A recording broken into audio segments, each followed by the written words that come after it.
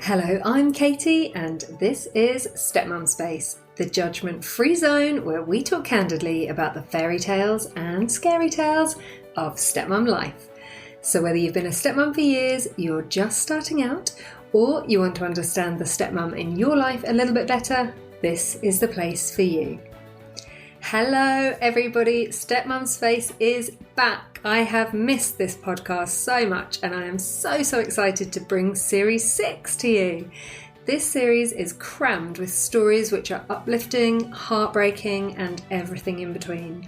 I'm also going to be joined by some brilliant experts whose tips and advice I know you will find incredibly useful.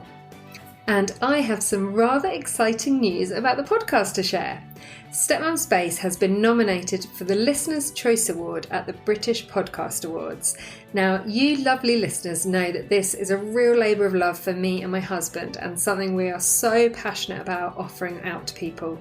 We would be really grateful for your votes. I'm going to pop the details in the show notes, but you can vote at www.britishpodcastawards.com/voting. You need to just type in Stepmum Space and then confirm your vote through your email account. It only takes a couple of minutes and we would be so grateful. So thank you so much. I've also been really privileged over the last couple of weeks to be working with some wonderful women, men and couples in my coaching practice. I love seeing the transformation that can take place over just a few hours with people and their relationships. If you think coaching could be for you, then please check out the packages at stepmumspace.com and take advantage of the free 15-minute intro to share your situation with me and discuss how coaching could help you. Now, my guest today is Jen. Jen is a stepmom to two older stepchildren. Well, actually, one's technically a adult stepchild. Adult stepchild, that's what we'll call him. She's also a bio mum to a little boy. I absolutely adored speaking to Jen recently, and I know you will love hearing from her too. But before you get into her story, please hit pause and head to www.britishpodcastawards.com/voting and vote for Stepmum Space. Okay, over to Jen. Jen, hello. Thank you for joining us today. Hi, Katie. It's really nice to see you. And you, finally seeing your face Yeah. after hearing so much of your voice. Like, I have a face. How's your week going? Yeah, good. Busy. End of term busyness. And with work, and the school seems to cram everything in, doesn't it, at the end of term? Sports days, summer fairs. Yeah, it's all happening. It's a lot. I was just panicking this morning before we got on the call because my younger kids' schools, instead of kind of doing the standard raffle, they do hampers now. So each class prepares a hamper and then they raffle a hamper. Okay. So it's quite a nice prize. And I'm like, shit, when am I supposed to have the stuff ready for the hamper on? So I'm texting someone I know who's on the PTA. She's like, oh yeah, we didn't actually put a date on the email. Shit, we better. So it's just so no one ever knows what's going on, do they? I know. It's classic because every school, isn't it? It's not just the one. We're all the same. So I know. This is why I can never join a PTA. I'm like, I will help with everything. I will donate to anything. I will organise anything. Yeah. But I just can't do it. I can't do a committee. I did do the rep job last year, actually, where I was the class rep. So I was involved with the PTA. But it's way more busy than you think and quite stressful. And then sort of trying to round people up. You feel that there's quite a lot on your shoulders to make sure that everything goes to plan. Yeah, so, exactly. Yeah. It's like the pressure. Yeah. So look, Jen, it's so nice to have you here. And I was really grateful when you got in touch with me via Instagram. So why don't you start about sharing a little bit about your family? So we have 3 children between us. My husband has 2 children from his first marriage. And then we have our little boy together. My husband and I met about 13 years ago now. And his children at the time then were just about, one was coming up to 11, his daughter, and his son was coming up to 18, and he was just about to leave to go to university. Yeah, it was quite a whirlwind meeting my husband. It was very much, we're really meant to be together. So I guess things moved quite quickly, which probably for his kids was probably quite overwhelming as well. His daughter very quickly took to me, which was, quite a blessing, because I know all of us in this situation, that's one of the biggest things, is to think, are they going to like me? Are they going to accept me? And yeah, she did, kind of with open arms, really. So that made things a lot easier. My stepson, he was a bit different. And I think my husband and I talked about this, and he said he thinks really that he did like me, but he felt he shouldn't like me because he was so fiercely protective, and still is, of his mum. And it was almost, I remember one day he turned around to me and he said, it's just really hard to dislike you because you're such a nice person. So I think he was actively sort of thinking, I mustn't like her, I think it's that thing that we all get painted that picture of the evil stepmom, and this is how the kids behave. And so when actually you have feelings that are actually different to that, it's challenging yourself, isn't it, to break the norm? Yeah. So I think for him, it was a bit like, damn, I really like you, but I'm not meant to like you. And like interesting at 18 as well, because he can pull that feeling apart, can't he? And kind of recognize it. Yeah. And, he was just about to head off to uni. So embarking on his, total new phase of his life. But, for my stepdaughter, it was very different because she was just about to start at secondary school. So real kind of formative years of changing, puberty, about hormones, to hit, and all those kind of things. Yeah.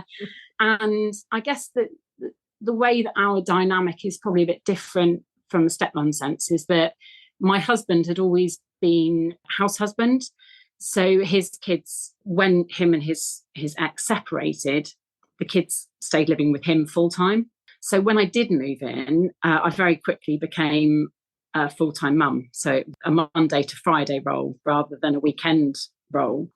So I guess in a way you could say maybe I didn't get the fun elements of things. It was school lunches, homework, dealing with day-to-day school stuff. I think that was quite a shock for me, having not had any experience of parenting on any level, to suddenly be presented with a person that really, obviously really needed me and wanted me to step up to that role. Yeah, which I think was probably one of the biggest challenges I've ever come across, to be honest. Yeah, just, because you're responsible for this child all of a sudden, and it's not a full responsibility because you're obviously doing it with mum and dad. But I think that's tricky as well, is knowing how much to give and how much to not tread on anyone's toes. And I felt that very much with my stepdaughter, because she was with us so much. I couldn't not give. And then I sort of thought, well, should I have done that? Should that have been her mum's place to do that? And I think I was constantly toing and froing in my head over the years of, have I done too much or have I not done enough? Yeah, I hear. And that bit is exhausting. Like, I remember with my stepdaughters being like, I really want them to feel like they're part of the family. I really want them to feel like they're treated by me the same as I treat my son, who was a similar age. The three were quite a similar age. But equally, I'm like, but I don't want to tread on their mum's toes, and I don't want her to think, hey, back off. And I was sharing my first son with my ex. So I was like, I know it's really hard to share your kids, so I don't want her to think I'm doing too much, but I don't want her to think I'm focusing only on my child. And it's that constant, and it kind of stops you from being yourself, I find. And then you're overthinking everything. And I remember talking to my husband about it, because now we have our little ones who are kind of both ours, and they're 5 and 6, and sometimes I will buy one of them a new pair of shoes and sometimes not the other one, and sometimes I will buy one a sun hat and not the other one. And I never feel guilty. I never think, oh, well, I've bought one this, so I should buy the other one this, because I buy them what they need when they need it.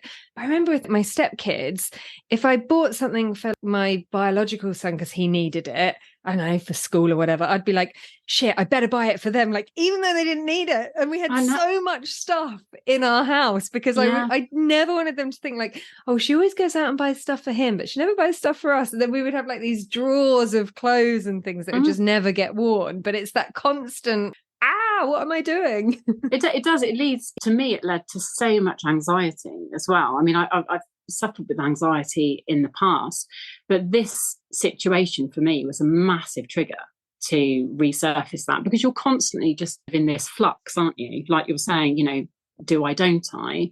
And for me, it was just, I just didn't know whether I was coming or going after a while.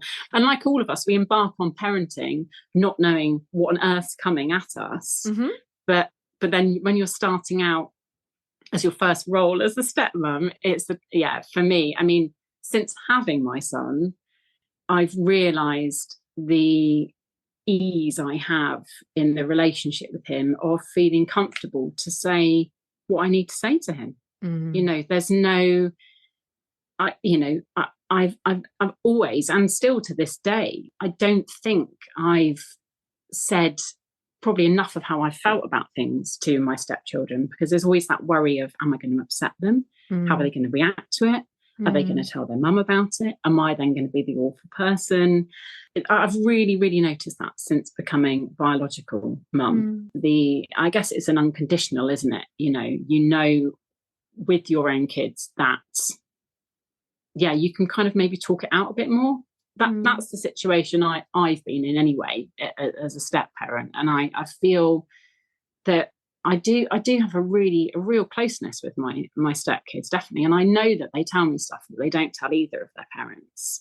And sometimes when my stepson comes home for a weekend, we'll have a moment and he'll really open up about stuff. And it's really lovely, and he doesn't try to hate me anymore. He likes me now. Thank God. And has been amazing actually with my son. He's totally embraced that big brother role. They have a really special bond, even though there's a huge age gap between them. My son gets so excited when he knows his big brother's coming home for the weekend. It's a really special bond. So take us back a little bit to the beginning. So your husband's first marriage had ended. Are you able to share a little bit about the circumstances around that? Yeah, I mean, I think it was all very amicable. I think they'd met very young. And I think, as we all do in our 20s, we massively change. And I think, as they were approaching their late 30s, they were both thinking, this isn't working anymore. We're not right. And I think it was very much elephant in the room a lot of the time, not talking about stuff, not dealing with things. They decided to separate. From that point of view, I think that it was an easy split. Splits are never easy, but easier than a lot of other people maybe have experienced. And how did his ex take to you being involved in her kid's life? I think it was a real challenge for her at the start. For a start, I don't think she thought her ex was going to meet someone as quickly. I don't think she thought it was going to be the love of his life either. And I think that was quite overwhelming for her. I think it must have been pretty hard from her to see how much her daughter had bonded with me so quickly. I think as a result of that, I think she tried to claw back a bit of kind of, I don't know, what's the word, involvement. And that usually meant sort of bringing up a lot of conversations about the past. Every time she would come to pick her daughter up, I would be faced with her recounting memories of good old times. Good old times with your husband or with... Yeah. Most times she would bring up a story of, do you remember when we did that together? And do you remember this? And we'd be standing there in the doorway and I'd be thinking, I don't think anybody wants to know about this. And, I could see it was making my stepdaughter feel uncomfortable, certainly made me feel uncomfortable. But I think for her, it was kind of a way she sort of still had a hold over the situation. And I do feel very much, when I moved into the family home, when she would come in, it made me feel like she still very much owned that space.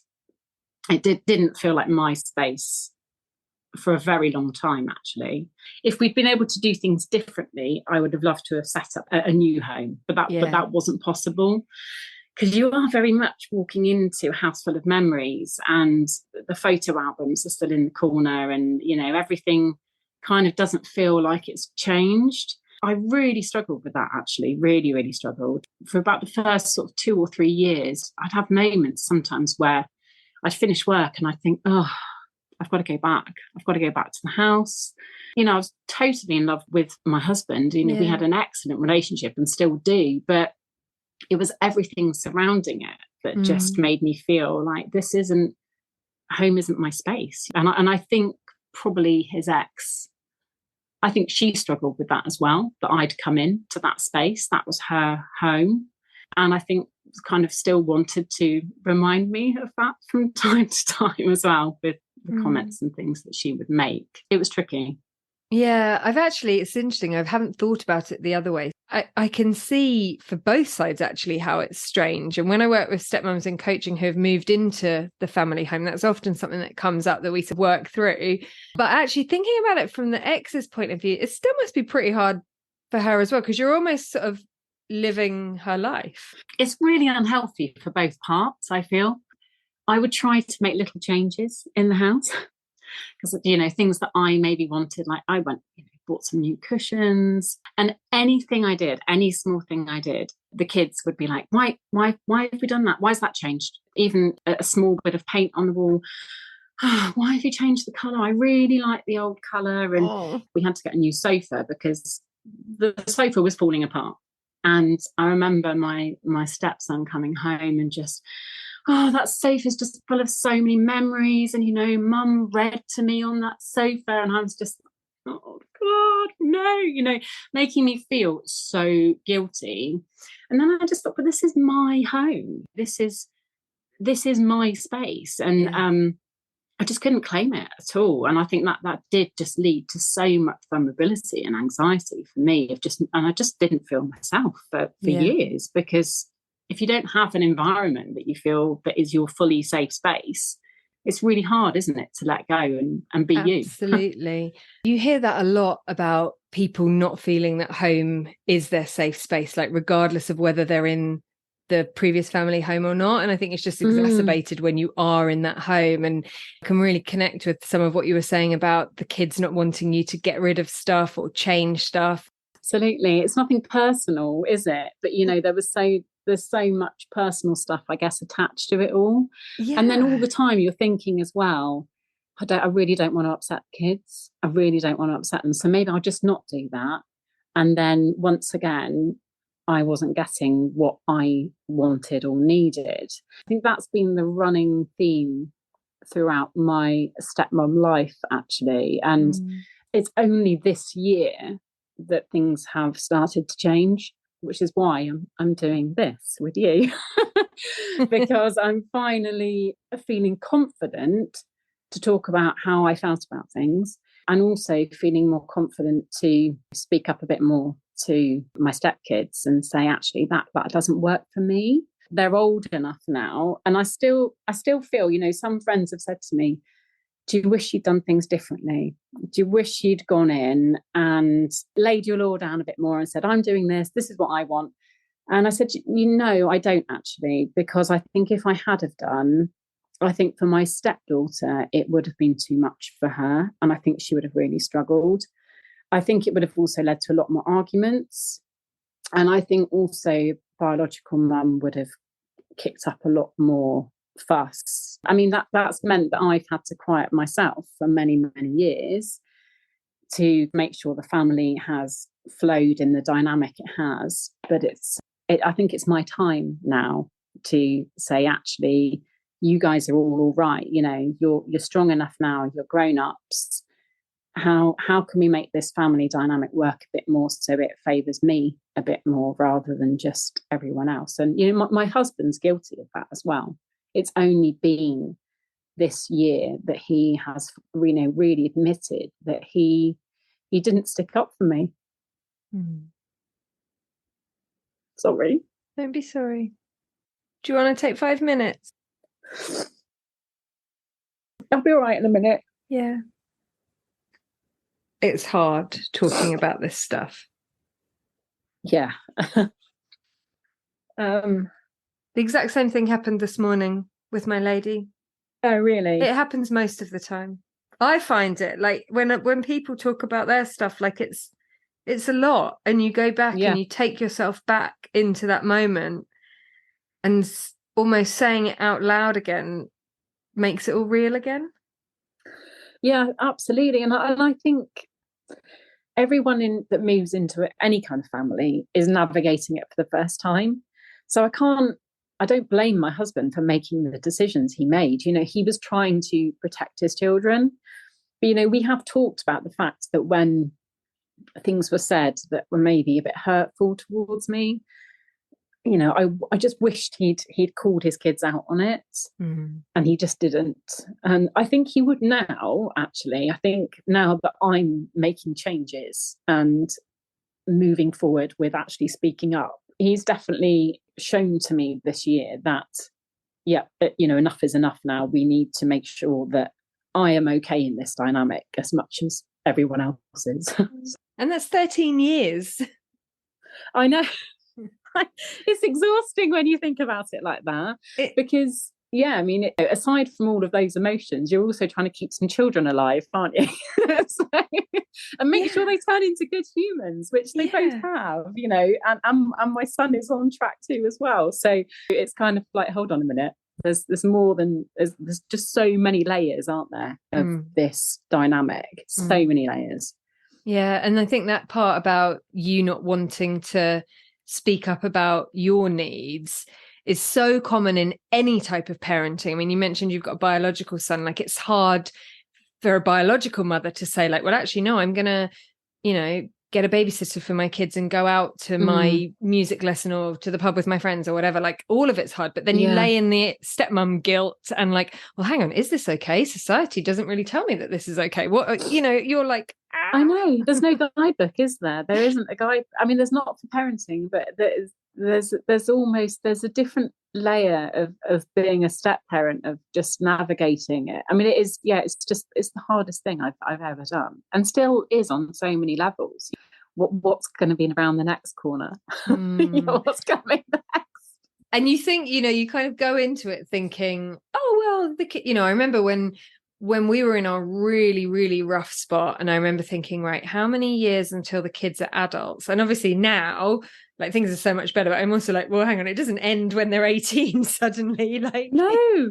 And you know what? I mean, when my stepdaughter was at uni, bless her, she was going through uni in COVID times. So it was just the most awful experience. I feel so sorry for uni students at that time. I feel in ways I probably gave her more emotional support through that time than I had when she was at secondary school. Yeah. The layers of what she needed were very different, very different. Yeah. I'm really enjoying the relationship I have with one of my stepdaughters now, because it is more friends, and we can... And I'm looking forward to, as they both get older, like hopefully having an adult to adult relationship where we can both understand each other, and probably they can maybe understand me a little bit more than when they were children.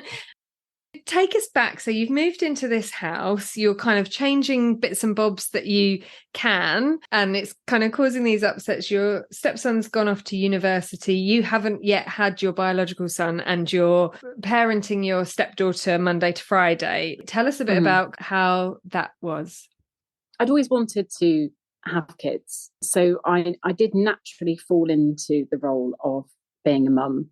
And it's what I wanted, and I felt I was doing it well. But it did also feel that I'd got a bit of the raw end of the stick doing the Monday to Friday, because we never really did a lot of particularly fun stuff with her. It was her mum that she would go to the theatre with, or, they'd go swimming, they'd go to the cinema, because it was all the weekend stuff. I felt like I had got a bit of a raw deal on that end of it. I also still obviously really wanted to have a child of my own, but my husband had a vasectomy after having his children. So we began a very, very long journey of trying to have our son, which did finally happen after many years of things being very settled with my stepdaughter, and us having a very good relationship and a very open relationship. The introduction of my son coming along really upset everything. And I still, to this day, I'm not quite sure what was behind it all, because by the time he came along, she was doing her A-levels. So in my eyes, had kind of gone through the puberty and where I thought things might have been really fiery and flared up. And actually, we had a great relationship through all of that time. You know, we were really close, and she'd confide in me a lot about stuff. And I think, I don't know, I think possibly the change for her, it was too much, that she wasn't going to be number one anymore. There was going to be another person in the mix. And I think probably I had given her so much, she knew that she wasn't going to get as much. She wasn't going to get the level I could give her, because there was a new little person on the way. But she became quite cruel in ways throughout that time, which still, things I think I would like to talk to her about with one day, maybe when she's a little bit older. You know, she was very vocal about the fact that she wasn't happy about us having a kid. You know, really? I remember when I'd gone on maternity, it was probably about a month before I gave birth. First thing in the morning, and she'd come into the kitchen, and I just said, she seemed really off. She was really grumpy. And I said to her, you know, are you okay? And she didn't really want to talk. And I said, you know, how are you feeling about everything, you know, with the baby coming along? And I wish now I'd never asked the question, because quite angrily, she just turned to me and she said, well, I'm really not feeling that great about it, and just walked out the room. And this is a 17-year-old at this point? She was, coming up to 17. And I just, you know, having a baby is a joyous moment, isn't it? It's what everyone's wanted. And we'd fought so long to have him as well. And I just thought, I know you're a teenager. I know you've got your own levels of emotions going on with this situation. And I respected that and I got that. But to have such a hurtful comment about a baby coming into the world just really threw me. And I held that for quite some time. And I think probably do still hold it quite a lot now, because I just sort of think, it's just the one thing you don't say. You're always happy for someone having a baby, whatever you think about it. And it just seemed, if we'd always had a relationship where she'd been quite negative, I would have understood it. Well, it's just how she is with me. But it wasn't. It was such a change. And when he came along, she really distanced herself from me and my husband. And, you know, if people came to visit, if they said, you know, how are you finding it? How are you getting on? Is it lovely having, you know, a little brother? And I don't think there was any enjoyment for her from it at all. And, you know, one day I remember I heard her saying to one of my friends, oh, if it all just gets too much, I'll just move in with mum. And I just thought, well, that's never worked before. And I've been doing that for the last however many years. And it just really felt like it was thrown back in my face, just everything I'd done. I just thought, so you're just going to move out. It's that simple. During the run up to you having your son, did your stepdaughter's relationship also change with her dad? Yeah, it did. Yeah, she withdrew a lot. I do remember her and my husband having a really big argument about it. And he did actually say at that point, he said, you know, there have been times recently that you've really treated Jen like shit, and it's just not on. She never apologized for that. And, you know, she must know to this day how she behaved and how unacceptable it was. But then when he came along, she would do strange little things where she would almost sort of challenge my parenting, which was really, really tricky. You know, I remember a very vivid memory of one day we were in the kitchen, sat at the table, and my son was on the floor. He probably had some bricks, playing with them. And I think he bumped his head or arm or something and was a bit teary, but it wasn't a proper cry. It was just am I going to get a reaction from mummy? Kind of. And I looked down at him. I said, you're all right, darling. It's okay. You're fine. And then straight after that, my stepdaughter leapt to the floor and said, I'll look after you. It's okay. Okay. There were things like that happening a lot. I think there must have been a lot of jealousy there for her. I'm not sure whether it was because the time from her had been taken away on levels. I don't know. But she wasn't happy with it. And I still to this day, I don't think she's not close with my biological son. I wouldn't say, not like my stepson is close. And what was your stepdaughter's relationship like with her biological mother prior to your son being born? I think they'd got closer as she got older. I think it's fair to say that her biological mum is not maternal. And I think she would admit that. She was never one of those people that had gone, I love being a mum. And I think really when the kids were little, it was a big challenge for her. It was not easy. It's not what she wanted. So as her children got older, it got easier because they did more adult things together and the relationship got better. So probably by the time that my son was born, the relationship with my stepdaughter and her mum was the best it had ever been, I would have thought. Yeah. I guess I was wondering, like, if she wasn't getting that sort of maternal stuff from her biological mum and she was getting it from you, whether there was part of her that's thinking, I'm not going to get that anymore if a new baby comes. Absolutely. I think there is. And, you know, I made a real effort to treat her, do special things, take her out for a meal. And when she wanted to go to look at universities, you know, I booked us into a nice Airbnb. I was doing all these things, but there was still a level of narkiness there. It's, you know, it's eased definitely as she's got older. And it's one of those things, you know, she might not even remember that she was like this. I don't know because I've not ever asked her. But I think she needed so much from me on an emotional level.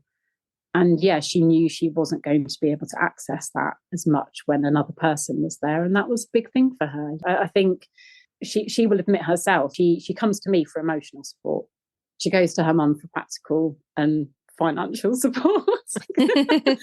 And, you know, so she's got a great balance, you know, and I think her biological mum would be fair to hear that statement as well, to know that she definitely comes to me when she's got problems, which is something else that's quite hard to deal with sometimes, because you think, you know, I've got some affairs to organise and yeah, then you're dealing with this older child that needs you as well. It's been complex, definitely. And how did your husband step into that situation when your stepdaughter was being difficult with you? I mean, it did all culminate in this argument that they had just before she went off to university. But prior to that, things would usually happen when he wasn't around. So by the time I then saw him at the end of the day from work, most of the time I'd get really angry about something, and I'd let it all out with him and say, you know, this happened now. And then he'd say, would you want me to say something? And then I'd simmer down and go, oh no, don't worry about it. It's fine. It'll pass. And then the next thing would happen. And I think that's what, you know, this 13 years has finally got me to, which is actually, yeah, we do need to talk about that. And we do need to say, that wasn't okay. You know, it wasn't okay to say that. I think for my husband, trying to deal with it and approach it was a challenge for him. It really was. No, because he still had this thing in him as well of, I don't want to upset them. I don't want to upset my daughter. I think he also had worries that, especially when they were younger, when his daughter was smaller, that I think he always sort of worried that her mum might decide, actually, I want her to come and live with me full time. And I don't think he ever wanted to rock the boat. But I think with that, I then also had to slot in to that, okay, I can't rock the boat either then. Yeah. So for many years, just didn't speak up about what my needs and desires were within the family. And yeah, I think if I had have done with the biological mum, I don't think things would have been as smooth, because I don't think she would have accepted and been able to cope with it very well if I'd really voiced what I needed. I think it's only because I'm the kind of person I am that probably the family dynamic has been as smooth as it is. What sort of things did you not voice? I think it's just the general everyday life, down to small things like Christmas.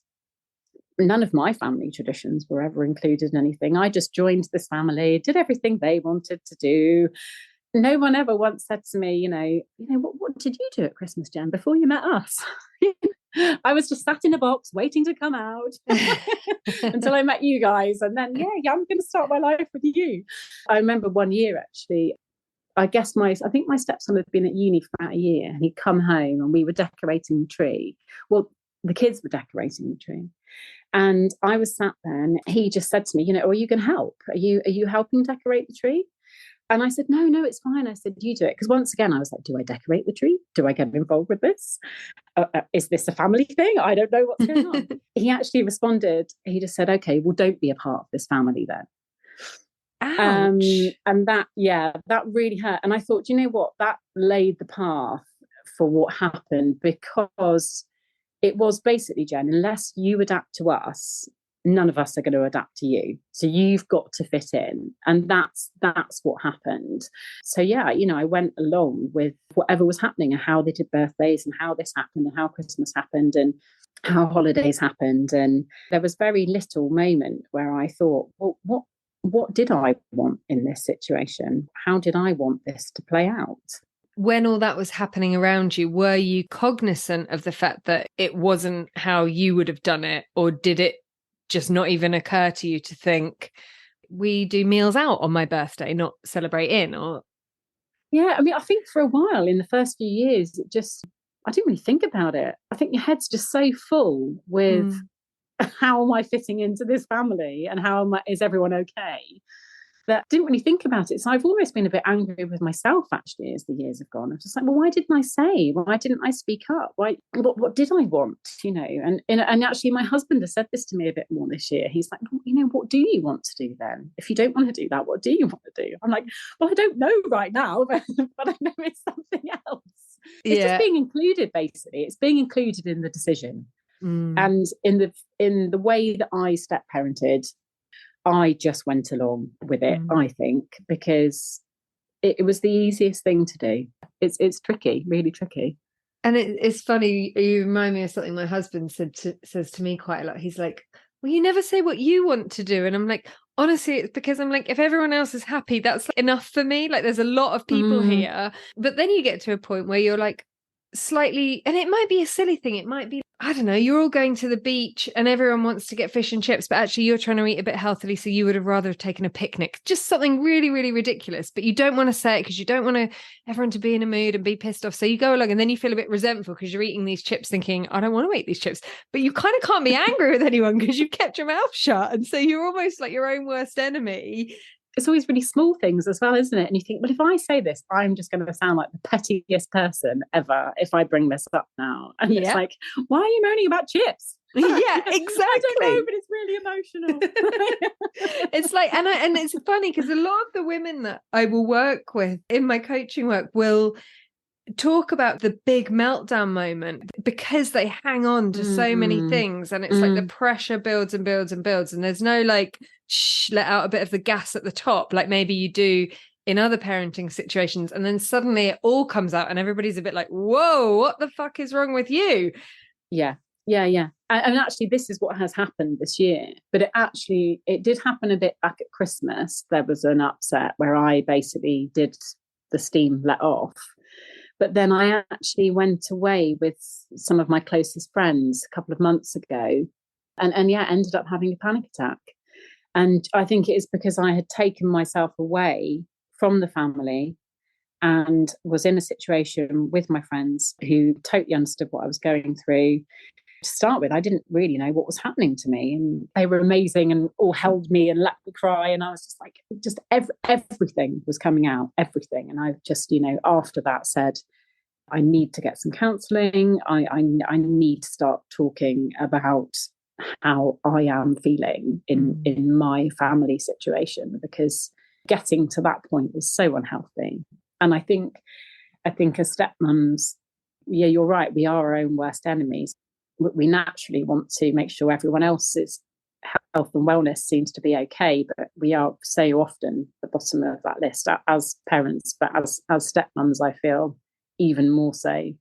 It's less socially acceptable to say, I just need some time away from them, or I just, or as a biological mum, like you and your husband probably have very different conversations about your child together than you ever did about your stepdaughter. You have more agency over those decisions naturally. So you feel more comfortable voicing, well, actually, this is what I want. This is what I need. I've talked about this on the podcast before. When our little kids together are being really annoying, we'll both sit there and roll our eyes, obviously when the kids aren't looking, and be like, oh, how many hours till bedtime? And we both do it and we have a laugh. Yes. But the other way round, and you feel so isolated because you can't do that about someone else's child who's not your child, because you feel rude, you feel like a wicked stepmom, and you feel like it's going to cause an argument between you and them. So you kind of just sit on it, and it's not healthy. Yeah. And I think even though that dynamic shifted as the years went on, and my husband, he was probably more open to me voicing things than I realised. But because I'd taken on what had happened in the first few years of, I remember one day with something that happened with his son, and I had got very upset about it. And my husband did just say to me, he said, they're my priority. If you can't handle it, almost a bit like, don't be here.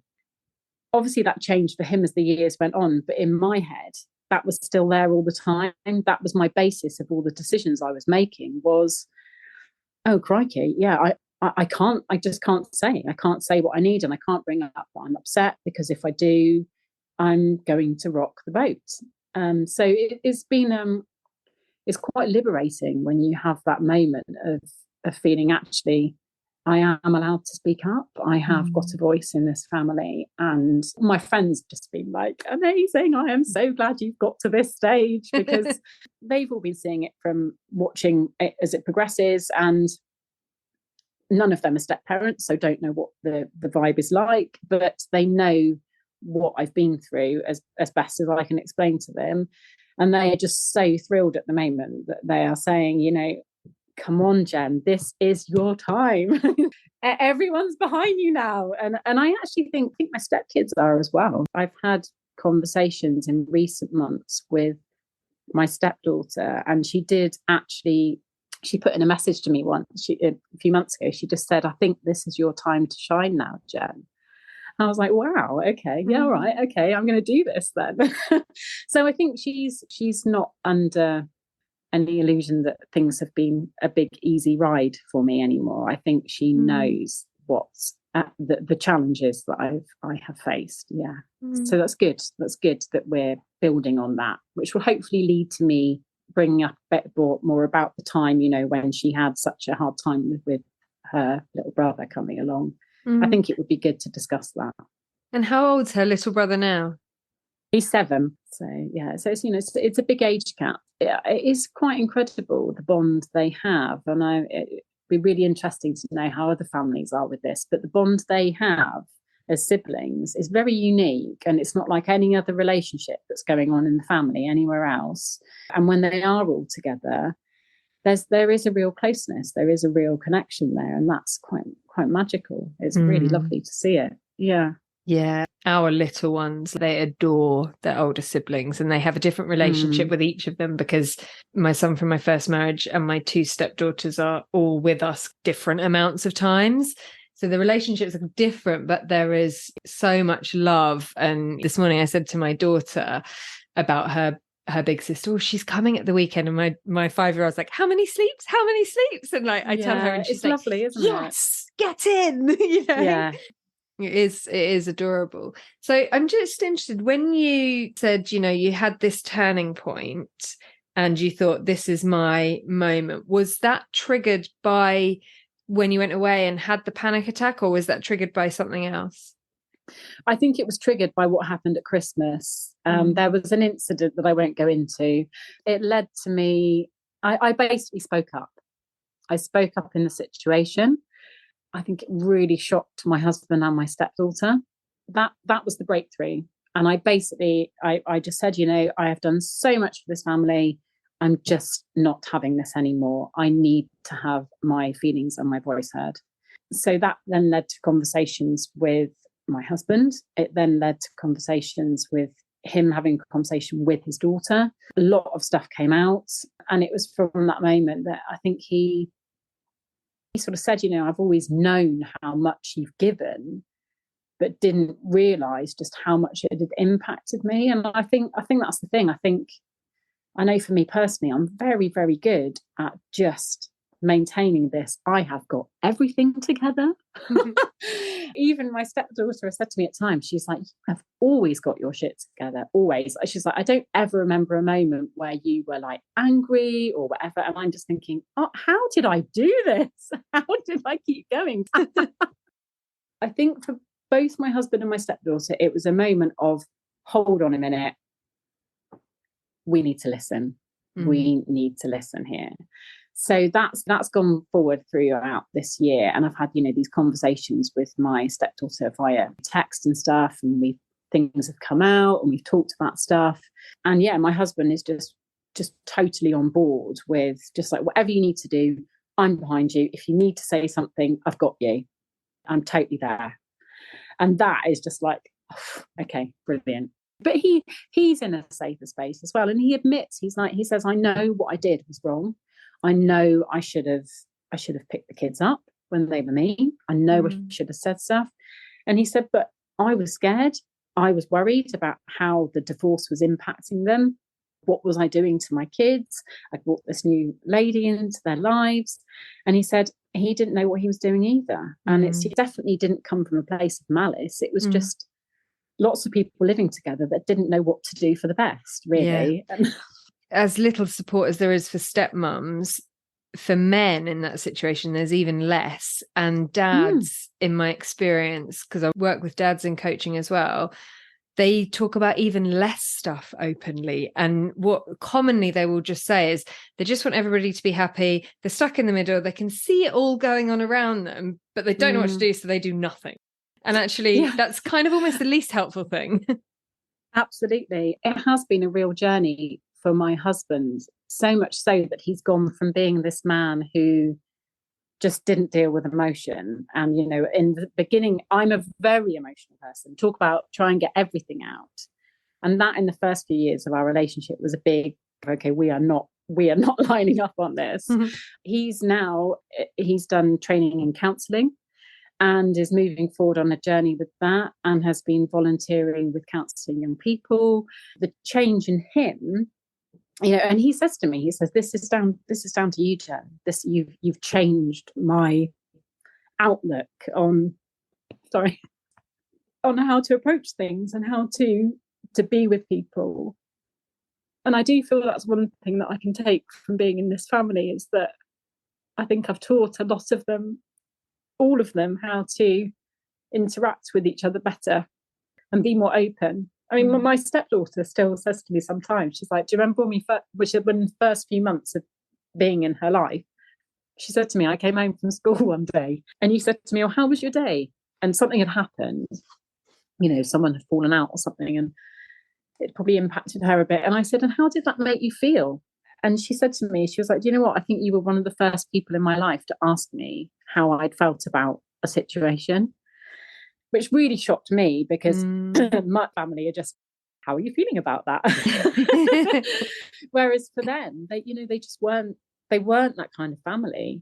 So for her, it was the first time she actually had to think as well, actually, I don't know, how did I feel about that situation? And she will say to me now, if I hadn't come into her life, she's like, I think I'd be a very different person now and wouldn't be as engaged with understanding how she feels about things. And so I think I've kind of been a little bit of a counsellor probably along the way for her as well, which has been lovely. It's been a lovely role to have, and I'm really glad I can do that for her. It's important to have a female supporter, isn't it, in your life? It really is. It really is. And, I'm looking at you, and obviously everybody's listening, but you're incredible to have done all of this stuff, been through a difficult journey in having your own son, coming out the other side. And I'm curious if you could do it all again, because there'll be women listening who are earlier on in their journey than your 13 years. What might you do differently, if anything? I have asked myself this question before, and friends have asked me this question as well. Definitely the one thing I would do differently is to feel that I would voice what I needed to within situations. But I think I didn't know how to do that back then, whereas now I know much more how to say, actually, if we're going to do that, can I just do it this way, or can we do it on that day instead? Yeah, I think for anyone who is starting their journey on this, trying to remain true to what you need and what you want. And I know how hard that is. We all know how hard that is as a step parent, because a lot of the time you don't know what it is in yourself anyway. Even if you can't speak up, know that you are worthwhile and that you have a voice. You do. Do you want to take a break?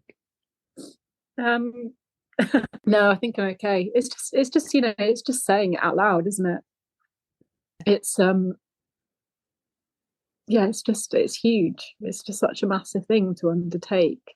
But yeah, I do feel really proud of myself, which is something that I think we should all do as stepmoms, is realise that, we're having such a positive impact. And I think blended families in lots of ways. And I know for ours, I think it has brought so many positives, because you've just got more input, haven't you? You've got more ideas, you've got other people's views and opinions, and different ways of life. And I think now probably my stepkids are starting to see that more. And I'm pursuing my own hobbies more now and doing more things, which my son is seeing. He's very involved with this mum that is doing all these things for herself, whereas my stepkids didn't see that. But now they are beginning to see, oh yeah, Jen has a life. Jen's actually a person. Who knew? yeah So, but I do think it's easier. I mean, I don't know how old you are, but maybe similar sort of age to me. And I think as you do get a little bit older, I don't know, stuff kind of happens around you and you think, well, I'm only here once. Yes, I want to be the best mum, stepmum, partner I can be, but I also want to do some stuff for me. And I know seeing things happen to friends of mine in their 40s has really made me think, I'm only here once and I have to do some stuff that's for me.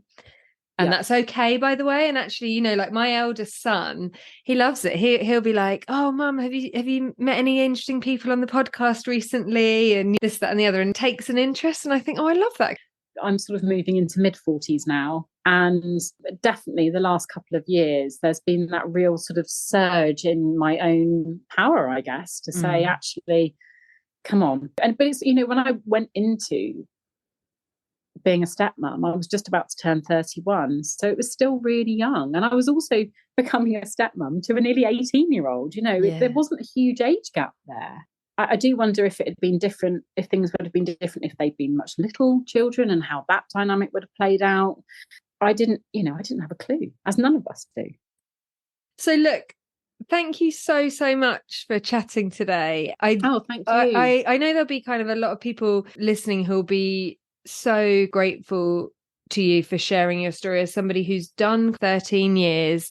It sounds like you've been through a lot with your own mental health. Are you in an okay place now with regards to that?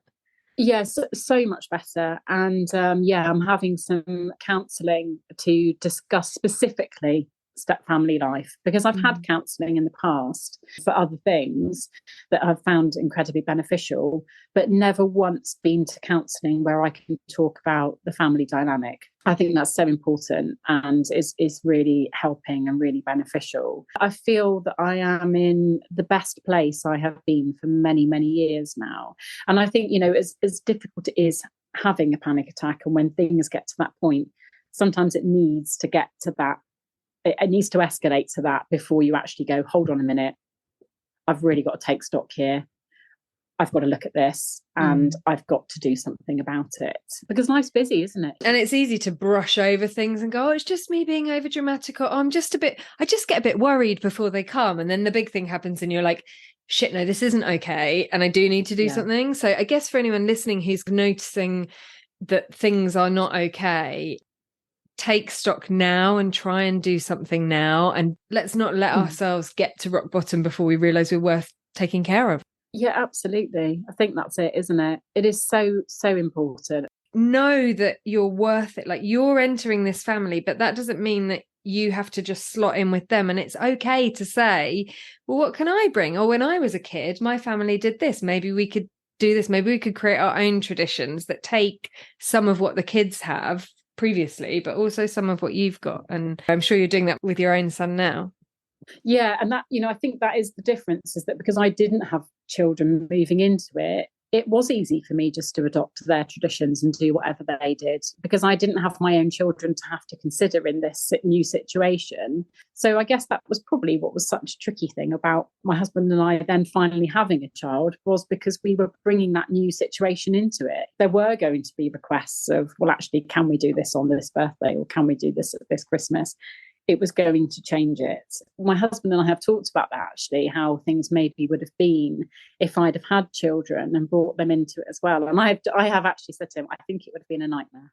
I think it would have been a nightmare, because I think his daughter she latched onto me so much and sort of needed me so much. I think if I'd have had children coming into that, possibly how she had been around the birth of my son, that probably could have been the story full time. And I think that would have made my life a lot more difficult.